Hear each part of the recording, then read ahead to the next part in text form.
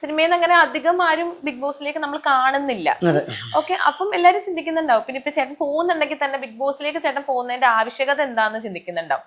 ആവശ്യകത എന്ന് പറയുന്നത് എനിക്ക് ഈ ഷോ വളരെ ഇഷ്ടമുള്ളൊരു ഷോയാണ്. രണ്ട്, ഇപ്പൊ ജനങ്ങൾക്കിടയിലേക്ക് വളരെ ഈസി ആയിട്ട് അവർക്ക് ഇഷ്ടപ്പെടുന്ന ഒരാളായിട്ട് മാറാൻ പറ്റിയേക്കാം ചിലപ്പോൾ. അതാണല്ലോ നമ്മൾ സിനിമയിൽ നിന്നും ആഗ്രഹിക്കുന്നത്. ഒരു പക്ഷെ അത് തന്നെയായിരിക്കും. എന്നെ അറിയാത്ത ഒത്തിരി പേരുണ്ട് ഇപ്പോഴും, എൻ്റെ സിനിമകൾ കാണാത്ത ഒത്തിരി ആൾക്കാരുണ്ട്. പക്ഷെ അവരിലേക്കൊക്കെ എനിക്ക് വളരെ അവരുടെ ഇടയിലുള്ള ഒരാളായിട്ട് എനിക്ക് ഇറങ്ങി ചെല്ലാൻ പറ്റും. കാരണം ബിഗ് ബോസ് എന്ന് പറയുമ്പോൾ ഒരുപാട് കുടുംബ പ്രേക്ഷകർ, അമ്മമാരും ചേച്ചിമാരും അമ്മൂമ്മമാർക്കൊക്കെ ഒരു പക്ഷെ എന്നെ ഇഷ്ടപ്പെടും. എനിക്ക് ഉറപ്പുണ്ട്, ഇഷ്ടപ്പെടും എന്നെ. അപ്പോൾ ആ ഇഷ്ടം പിടിച്ചു പറ്റാൻ പറ്റും എനിക്ക്.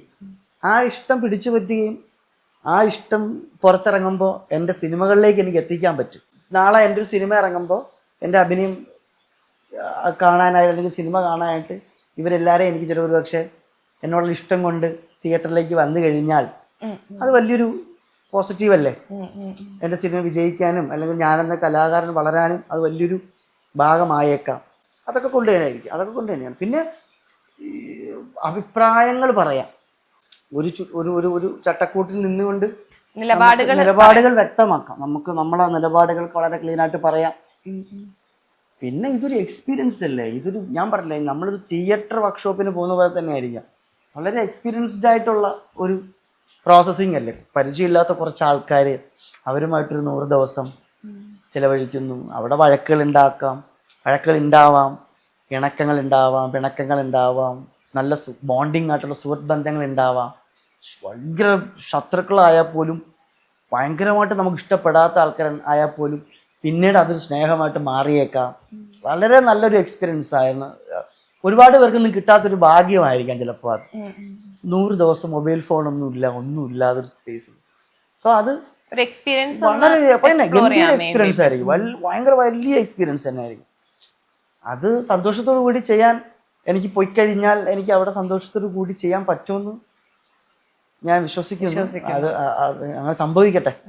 ഒരുപാട് പേര് പറഞ്ഞു കേട്ടിട്ടുണ്ട് ബിഗ് ബോസിൽ പോയി കഴിഞ്ഞാൽ സിനിമയിലേക്കുള്ള അവസരങ്ങൾ കുറയും എന്നുള്ളത്. എന്ന് വെച്ചാൽ ലൈക്ക് നമ്മുടെ ഫേസ് ഓവർ എക്സ്പോസ് ആവുന്നതുകൊണ്ടാണോ അറിയില്ല.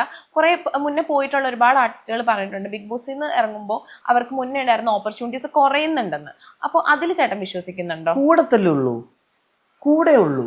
അയ്യോ, അങ്ങനെ ഒരിക്കലും ഞാൻ വിശ്വസിക്കില്ല. സിനിമയിൽ ഇപ്പൊ ബിഗ് ബോസിനകത്ത് തന്നെ പെർഫോമൻസിന്റെ ഏരിയകളുണ്ട്. ഡാൻസർ ആണെങ്കിൽ ഡാൻസ് അവർക്ക് പ്രൂവ് ചെയ്യാനുള്ള ഏരിയകളുണ്ട്.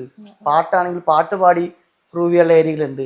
അഭിനയമാണെങ്കിൽ നിങ്ങൾ ഇത്ര നാളും എൻ്റെ മെയിൻ കഥാപാത്രങ്ങളിൽ നിന്ന് ഡിഫറെൻ്റ് ആയിട്ട് എനിക്ക് അവിടെ എന്തെങ്കിലുമൊക്കെ ചെയ്യാൻ പറ്റും. ചിലപ്പോൾ ഞാൻ പല ഇന്റർവ്യൂവിലും പറഞ്ഞു എനിക്ക് കോമഡി ചെയ്യാൻ ഭയങ്കര ഇഷ്ടമെന്ന് പറഞ്ഞിട്ടുണ്ട്. എനിക്ക് ചിലപ്പോൾ അവിടെ ഒരു കോമഡി ക്യാരക്ടറാണ് കിട്ടുകയാണെങ്കിൽ എനിക്ക് അവിടെ നന്നായിട്ട് കോമഡി ഹാൻഡിൽ ചെയ്യാൻ എനിക്ക് ഭയങ്കര ഇഷ്ടമാണ്.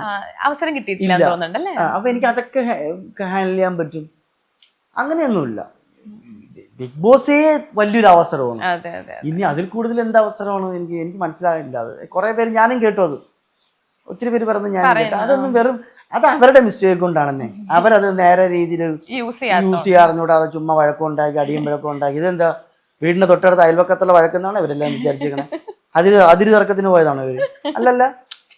അവരെ വിളിക്കുന്ന എന്തിനാ? അവരുടെ ടാലന്റ്, അവരുടെ സംസാരം, അവരിൽ നിന്ന് പുറത്ത് എന്തുകൊണ്ടും അവരുടെ ലൈഫ് നന്നാക്കാനായിട്ടല്ലേ ഇത്രയും ഷോയിലേക്ക് വിളിക്കണേ. ഒരു ദിവസം കൊണ്ട് ഇത്രയും ജനങ്ങളുടെ ഇടയിലേക്ക് അവരൊരു സെലിബ്രിറ്റി ആയിട്ട് പുറത്തിറങ്ങുകയല്ലേ. അപ്പൊ അത് യൂസ് ചെയ്യേണ്ട കഴിവ് അവർക്കുള്ളതാണ്. അല്ലാതെ അതിൽ നിന്ന് ഇറങ്ങിയിട്ട് സിനിമയില്ല, ഞങ്ങളെ ആരും വിളിക്കുന്നില്ല എന്ന് പറഞ്ഞാൽ അത് അവരെ മിസ്റ്റേക്കാണ്.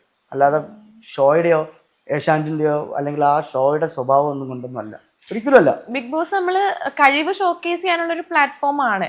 അതുപോലെ തന്നെ നമുക്ക് എപ്പോഴും ഉള്ളതാണ് കണ്ടന്റ് കൊടുക്കണം. കണ്ടന്റ് ഉണ്ടെങ്കിലാണ് അവിടെ നിലനിൽക്കാൻ പറ്റുള്ളൂ എന്നുള്ളൊരു ഇതുണ്ട്. അപ്പൊ ചേട്ടൻ അവിടെ പോവാണെങ്കിൽ ചേട്ടൻ എങ്ങനത്തെ ഒരു കണ്ടന്റ് ആയിരിക്കും ചേട്ടൻ? ഞാൻ പോകുന്നതേ ഒരു കണ്ടന്റ് ആണ്.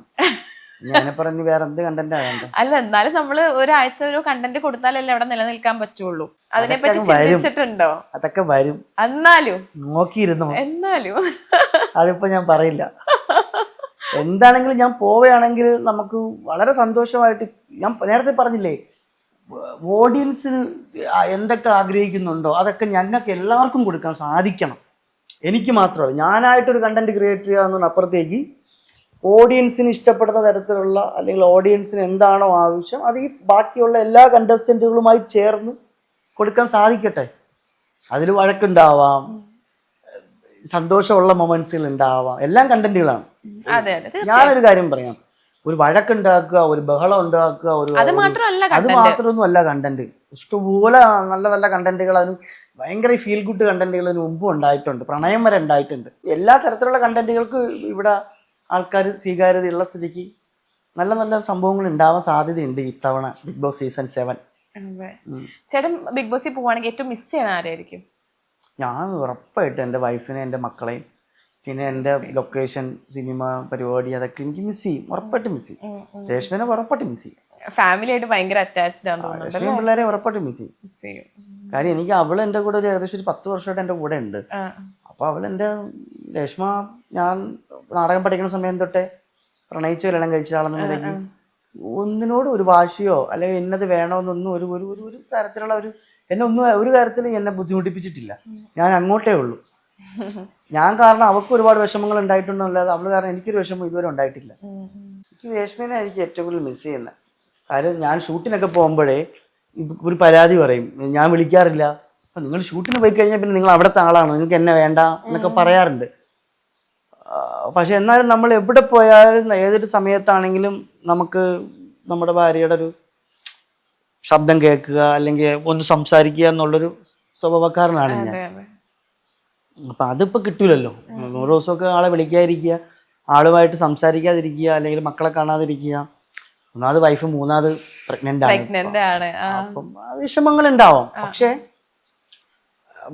എന്നെ ഏറ്റവും കൂടുതൽ ബിഗ് ബോസിൽ പോകാൻ കിട്ടുകയാണെങ്കിൽ എന്നെ പോകാൻ സപ്പോർട്ട് ചെയ്യുന്നതും എന്നെ ഏറ്റവും കൂടുതൽ ഹെൽപ്പ് ചെയ്യുന്ന എല്ലാം രേഷ്മയാണ്. അപ്പം എനിക്ക് എല്ലായ്പ്പോഴും എൻ്റെ സിനിമകളൊക്കെ വിജയിക്കുമ്പോഴും അതല്ലെങ്കിൽ അതിനൊരു പരാജയം സംഭവിക്കുമ്പോഴൊക്കെ ഞാൻ ഒറ്റയ്ക്ക് വന്നിരുന്നിട്ട് അവളോട് വിഷമങ്ങൾ പറയാറുണ്ട്. അപ്പോൾ അവളാണ് എന്നെ ഏറ്റവും കൂടുതൽ മോട്ടിവേറ്റ് ചെയ്യുന്നത്. ഒരു സമയത്തല്ല, എപ്പോഴും ഇപ്പം അങ്കമാലിയൊക്കെ ഇറങ്ങിയ സമയത്ത് എനിക്ക് ഒപ്പം കുറേ പേരുണ്ടായിരുന്നു. അങ്കമാലി ഡയറീസ് ഇറങ്ങിയപ്പോഴും ആട്ടോ ശങ്കർ ഇറങ്ങിയപ്പോഴും ഹിറ്റ് അടിച്ചപ്പോൾ ഒരുപാട് പേരുണ്ടായിരുന്നു. പക്ഷെ എനിക്കൊരു പരാജയങ്ങൾ വന്നു. എൻ്റെ ഒരു സിനിമയൊക്കെ എൻ്റെ 1-2 സിനിമകളിലൊക്കെ പരാജയപ്പെട്ടപ്പോൾ ആ കൂടെ ഉണ്ടായവരാരും എൻ്റെ കൂടെ ഉണ്ടായിരുന്നില്ല. ആ സമയത്ത് എൻ്റെ കുടുംബം മാത്രമേ ഉണ്ടായിരുന്നുള്ളൂ. അപ്പം അന്നും ഇന്നും എല്ലായ്പ്പോഴും ഞാൻ എൻ്റെ ഹൃദയത്തിനോട് ചേർത്ത് പിടിക്കുന്നത് എൻ്റെ കുടുംബത്തെയാണ്. അവരും അങ്ങനെ തന്നെയാണ്. ഇപ്പം നാളെ ഞാൻ ഷോയിൽ പോകുമ്പോൾ ഒരു പക്ഷേ ഈ കുടുംബത്തിൻ്റെ കഥ പറഞ്ഞ് കരയണമെന്നില്ല, അല്ലെങ്കിൽ ഈ കുടുംബത്തിൻ്റെ കാര്യം പറഞ്ഞിട്ട് ഞാൻ മാറി ഇരുന്നിട്ട് ഡാർക്ക് അടിച്ചിരിക്കണമെന്നില്ല. കാര്യം എന്തുകൊണ്ടെന്ന് വെച്ചാൽ ഞാൻ അതിൻ്റെ അകത്ത് നിൽക്കുന്നതേ ഇവർക്ക് വേണ്ടിയിട്ടാണ്.